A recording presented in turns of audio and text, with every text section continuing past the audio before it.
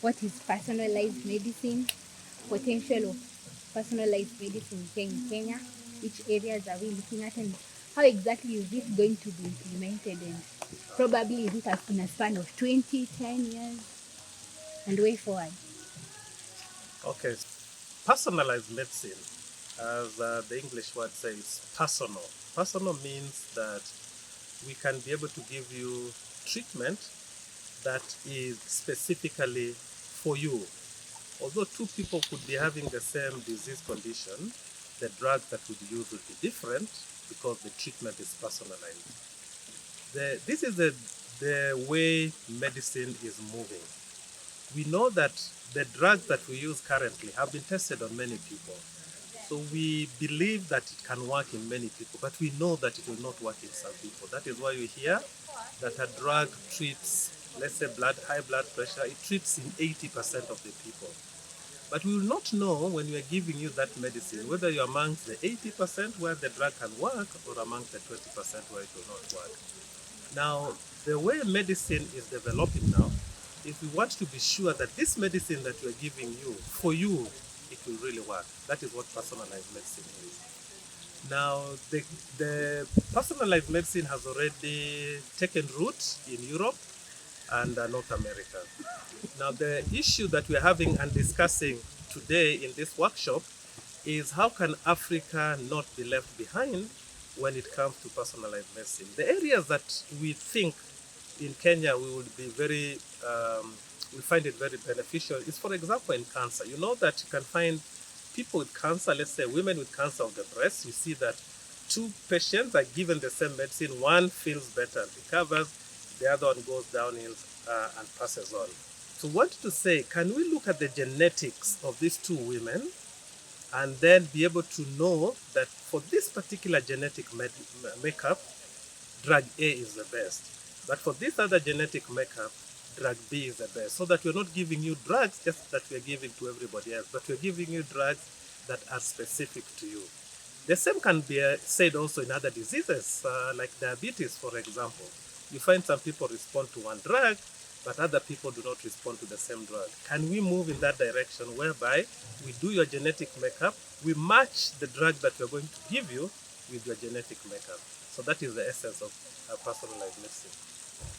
So, what will it take to implement such a model here in Kenya? Okay, so for us to start implementing personalized medicine, you need a lot of work to be done. First of all, we need to understand people's genetic makeup. So we need to do genetic studies. Unfortunately, in this part of the world, we don't do a lot of genetic work. So what we need to start doing at the moment is to start doing a lot of genetic studies so that we know when a patient comes to a hospital, this is the genetic makeup of this patient. And in the West, what they do, that information is in your file. So immediately you appear, we know what your genetic makeup is and which drug can be used to treat your particular condition. Now, how long do I think it will take before we start practicing personalized medicine? I would say in another 5 years, if people work together, and that is the essence of this workshop, to stir up scientists and researchers and the healthcare personnel workers to work together so that we can speeden this process. From the collaboration that we've had here with different regions, we've had people from Uganda, Tanzania, Ethiopia, we've had somebody from Zimbabwe, we have had people from South Africa. The idea then is for those groups that are specific for each country to meet together in form of a task force or a consortium and plan for each respective country what the next steps would be. Different countries are in different places, but I believe that in Kenya we should be able to do it sooner than later. What are there? Have you been able to map out the challenges that can hinder the implementation of Yes, so the challenges that are many. One of those is finances, so we have already talked about that.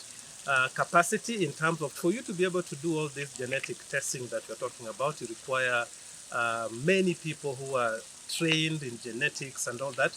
The collaboration that we have in the region will become very handy so that some expertise that you might not have in one country can still be able to get it within the region. And the whole idea is to help each other in the region to be able to move forward with regard to personalized medicine. So, as your take, you say it's better we move as a region, not just country. Actually, we should move. When each country moves as a country, then the whole region moves.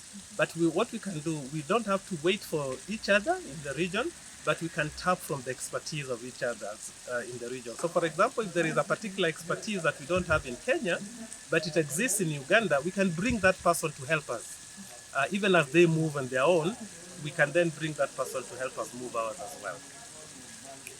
What do you expect with these opportunities on personalized medicine in terms of your institution? So at this stage, actually, when you're talking about personalized medicine, you don't think about institution, you're thinking about the country, because the whole idea is to practice the medicine that is personalized across the country. So we're not going to say that when you come to University of Nairobi, we'll be giving you personalized medicine, but if you go somewhere else, you're not going to have personalized medicine. If you look at the West, what they have done, all the various hospitals have the capacity to be able to do genetic testing, so that any patient who comes there, they have the genetic information.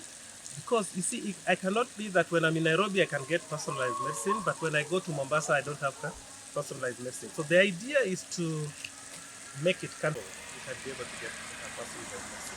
So in terms of institution, what the institution need to do is to just build the capacity. Is for each institution to look and say, what can we contribute into the practice of personalized medicine in the country?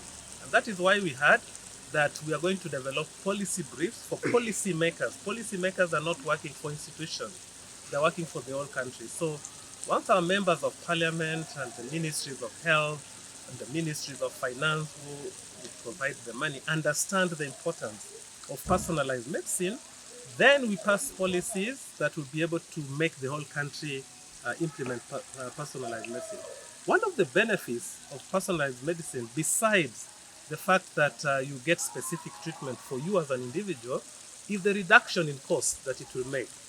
At the moment, you have people who are treated with a drug, but because we don't know whether it's going to work in you or not, you waste all that drug only for us to realize that it's not working. Then we change to another drug.